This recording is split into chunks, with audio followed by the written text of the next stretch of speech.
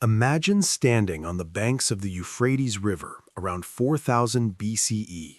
The landscape before you is transforming. What were once scattered farming villages are growing into something humanity has never seen before: cities. This is Mesopotamia, the land between two rivers, and here, civilization as we know it is being born. Archaeological evidence suggests that the world's first true cities emerged in southern Mesopotamia, in the region known as Sumer, between approximately 4500 and 3100 BCE.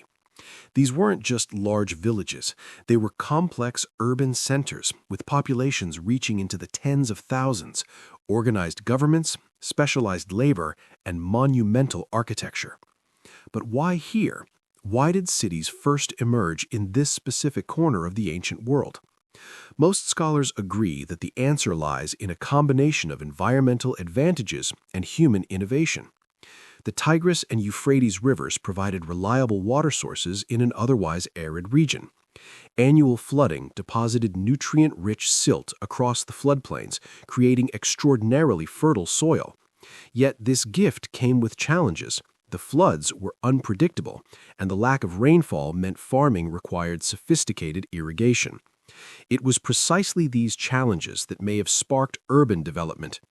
Radiocarbon dating of early Mesopotamian settlements indicates that around 5000 BCE, communities began constructing increasingly complex irrigation canals. These projects required coordination, planning, and cooperation on scales previously unseen. Someone needed to organize the labor. Someone needed to distribute the water fairly. Someone needed to store and redistribute surplus grain. Archaeological excavations at sites like Eridu, considered by ancient Mesopotamians themselves as the first city, reveal a progression from small farming settlements around 5400 BCE to a substantial urban center by 4000 BCE. Researchers have documented the gradual appearance of temple complexes, administrative buildings, and craft workshops, the hallmarks of urban life. The transition wasn't sudden. Some researchers debate the exact timeline and mechanisms, but the archaeological record shows a clear pattern. As irrigation systems expanded, agricultural productivity increased. Surplus food allowed some people to abandon farming and specialize in other crafts: pottery, metalworking, textile production, administration, and religious leadership. These specialists needed markets, protection, and coordination. Villages grew into towns, and towns into cities. Before we journey deeper into the birth of these ancient cities, if you're fascinated by how human civilization began, please like this video, subscribe to our channel, and share this documentary with anyone curious about our ancient past. Your engagement helps us create more in-depth historical content. Drop a comment below telling us which ancient civilization you'd like us to explore next. By 3500 BCE, one city had grown to eclipse all others: Uruk. Located in what is now southern Iraq, Uruk represents what archaeologists call the world's first true metropolis. The numbers are staggering. Archaeological evidence suggests that at its peak, around 2900 BCE, Uruk housed between 40,000 and 80,000 people within its walls, a population density unprecedented in human history. The city covered approximately 6 square kilometers, surrounded by a defensive wall that, according to later Sumerian literature, stretched for 9 kilometers. Excavations at Uruk, ongoing since the 1920s, have revealed the material evidence of urban complexity. The city center featured massive temple complexes, most notably the Inanna district dedicated to the goddess Inanna. These weren't simple shrines. The White Temple, built atop a raised platform called a ziggurat, stood over 13 meters high.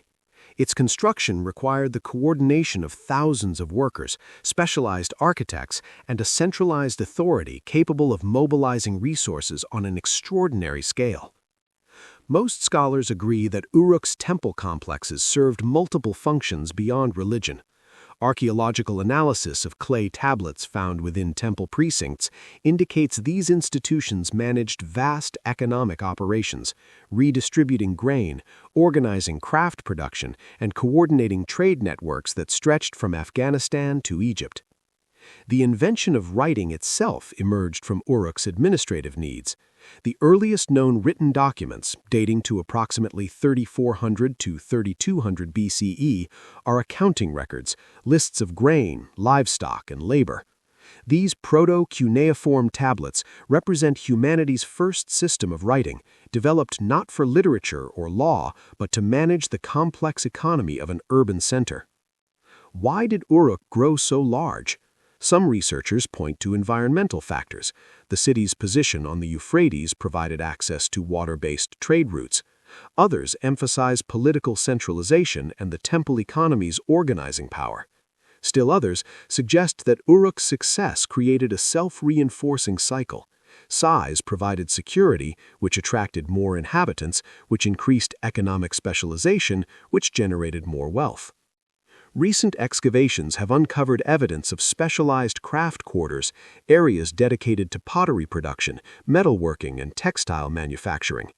This degree of occupational specialization could only exist in a society where most people no longer grew their own food, supported instead by agricultural surplus managed through centralized institutions.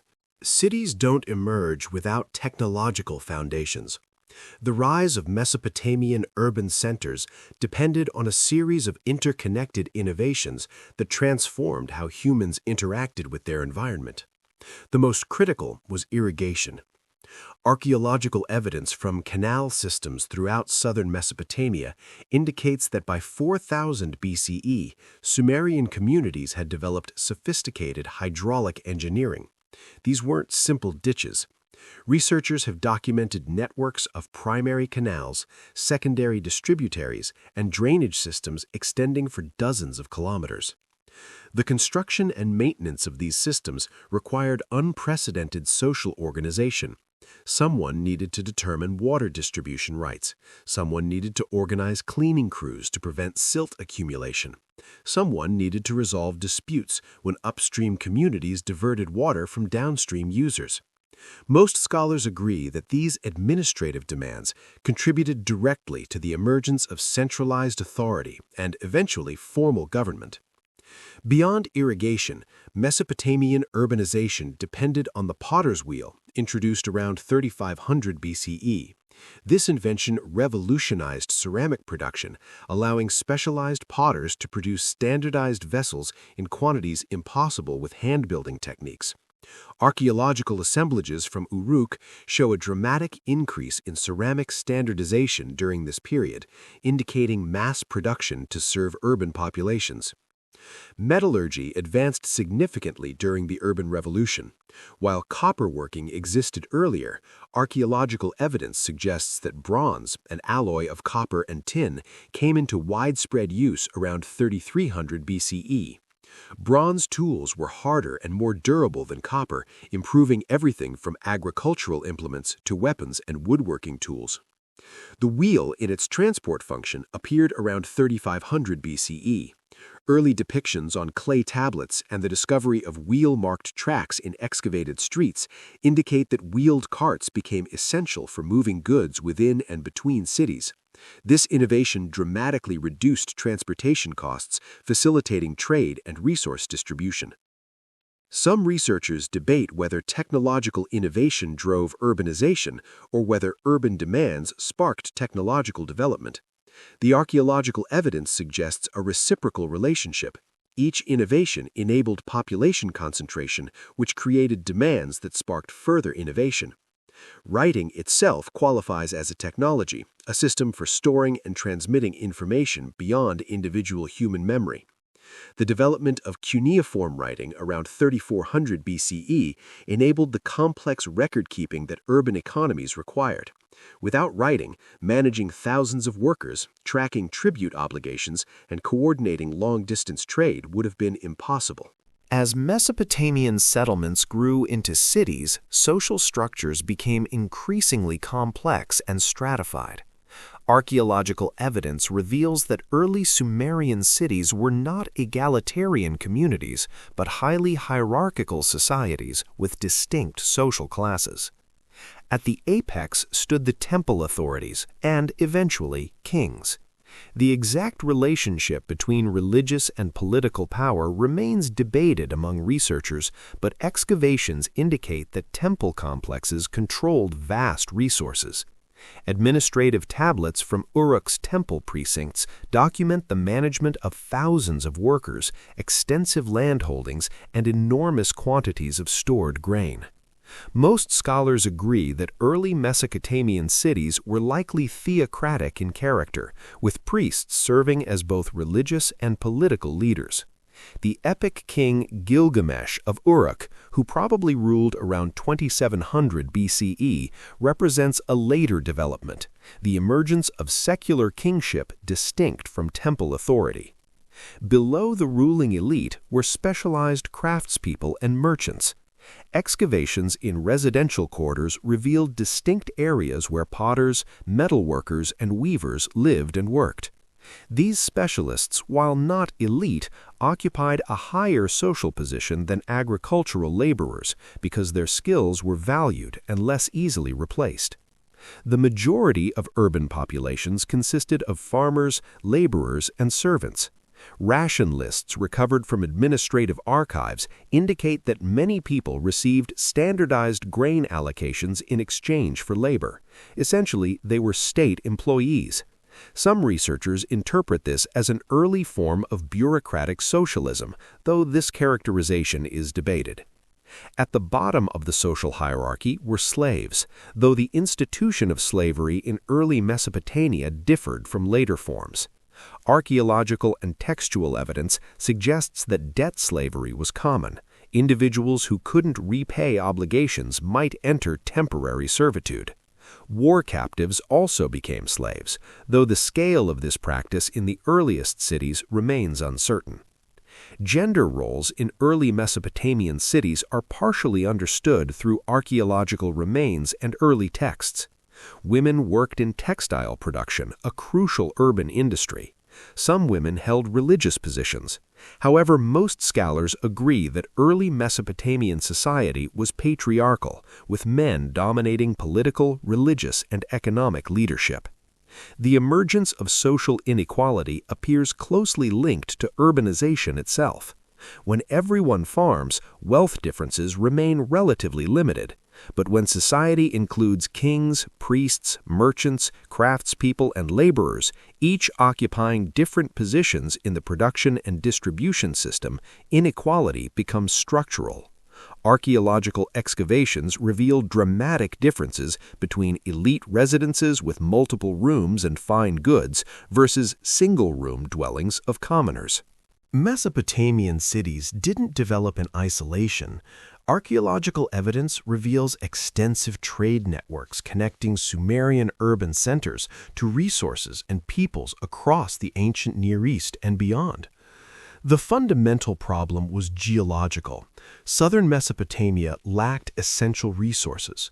There was no stone for construction, no timber for building or fuel, no metal ores for bronze production. Yet archaeological excavations reveal abundant evidence of these materials in Mesopotamian cities. This apparent contradiction has one explanation: trade. Most scholars agree that long-distance trade was essential to Mesopotamian urbanization from its earliest stages. Lapis lazuli found in Mesopotamian sites originated in Afghanistan, over 2,000 kilometers away. Timber came from the mountains of Lebanon and Anatolia. Copper ore was imported from Oman and possibly Anatolia. Carnelian beads, traced through archaeological analysis, came from the Indus Valley. How did this trade function? Some researchers point to royal or temple expeditions that exchanged Mesopotamian grain and textiles for raw materials. Administrative tablets document such expeditions, including boats sent to distant lands and their expected returns. Other scholars emphasize merchant networks that operated semi-independently, connecting cities through complex exchange relationships. The invention of the wheel and wheeled vehicles around 3500 BCE dramatically reduced overland transportation costs. Archaeological evidence of ancient roads and way stations suggests organized infrastructure supporting long-distance trade. Water transport via the Tigris, Euphrates, and Persian Gulf routes was even more efficient. Mesopotamian reed boats and later wooden vessels could carry substantial cargo. Currency and value standardization emerged to facilitate exchange. While coinage didn't appear until much later, archaeological evidence indicates that by 3000 BCE, silver served as a standard of value. Administrative texts record values in silver weights, even when actual transactions involved barley, wool, or other goods. This abstraction, separating value from specific commodities, represents a cognitive leap crucial to complex urban economies. Trade relationships had political and cultural dimensions beyond mere economics. Some researchers argue that Mesopotamian urban culture spread through trade networks, influencing the development of cities in Syria, Anatolia, and Iran. The so-called Uruk expansion around 3500 to 3100 BCE saw Mesopotamian-style artifacts, architectural forms, and administrative technologies appear in distant regions, possibly indicating trading colonies or cultural emulation. The economic interconnection of Mesopotamian cities created a system larger than any individual city-state. Disruptions in trade, whether from conflict, environmental change, or political instability, could threaten urban survival itself. As Mesopotamian cities grew, new forms of governance emerged to manage their complexity. The archaeological and textual evidence reveals a gradual transition from temple-centered authority to secular kingship and formal state structures. The earliest Sumerian cities appear to have been governed by temple institutions. Archaeological excavations at Eridu, Uruk, and show that the most substantial early architecture was religious, massive temple complexes that dominated city centers. Administrative tablets from these complexes document their control over vast resources, land, and labor. Most scholars agree that priests initially held both religious and political authority. The Sumerian term En referred to a priest-ruler who represented the city's patron deity. In this theocratic model, the city belonged to its god, and the En managed it as the deity's earthly representative. However, the archaeological record indicates a shift around 3000 to 2800 BCE. A new term appears in texts, lugal, meaning big man or king. Some researchers interpret this as evidence of military leaders who gained authority through warfare and gradually established dynastic rule independent of temple control. The royal cemetery of excavated in the 1920s and dating to approximately 2600 BCE, provides dramatic evidence of royal power. The tombs contained extraordinary wealth: gold, silver, lapis lazuli, and carnelian artifacts. More disturbingly, they included evidence of human sacrifice, with dozens of attendants apparently killed to accompany rulers into the afterlife. This level of authority, the power to command others to die, indicates political power far exceeding simple religious leadership. Why did kingship emerge? Some researchers point to warfare. As cities grew and competed for resources, especially water rights, military leadership became crucial. Successful war leaders accumulated prestige and resources, eventually establishing dynastic rule. Others emphasize internal complexity. As cities grew larger, managing them required specialized administrative expertise beyond religious ritual knowledge.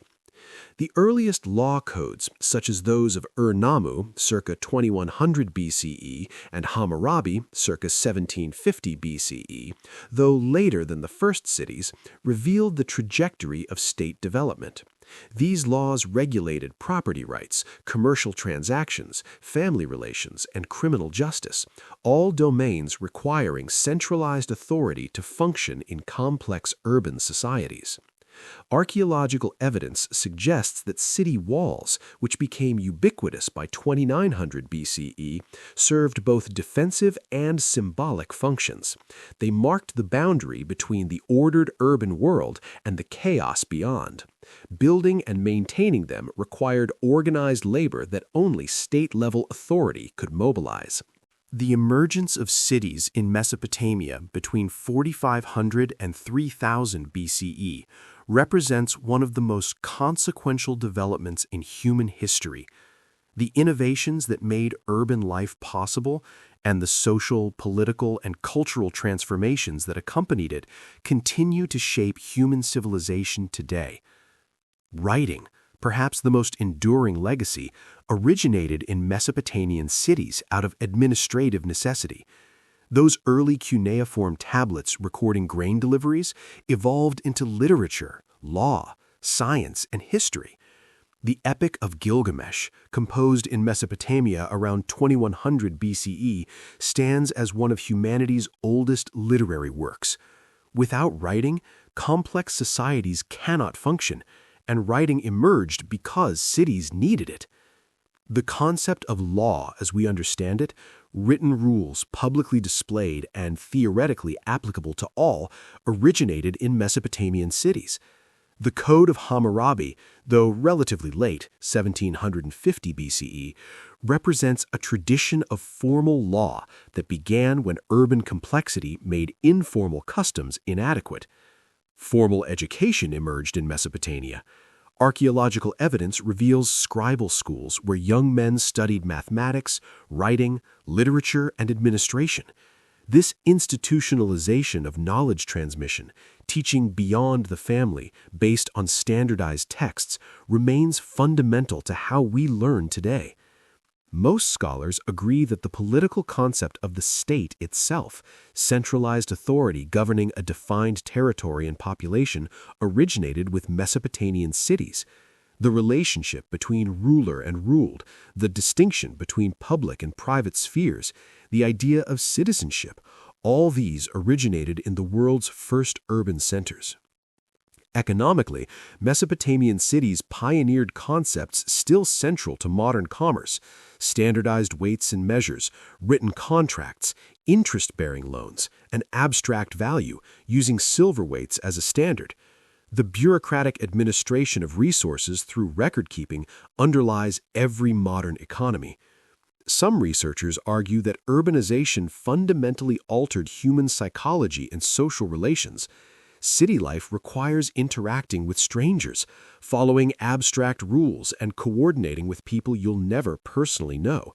These cognitive and social skills, they suggest, were developed in Mesopotamian cities and spread with urbanization globally. The archaeological evidence indicates that not all effects were positive.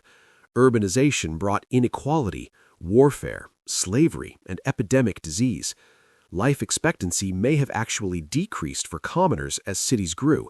Yet cities also brought cultural flowering, technological advancement, and the organizational capacity to undertake projects impossible in smaller communities.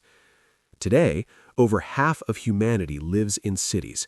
That journey began here, in the land between two rivers, when our ancestors first transformed villages into something unprecedented: cities, with all their promise and problems. Understanding how the first cities emerged helps us understand the urban world we inhabit today and the challenges and opportunities that come with it.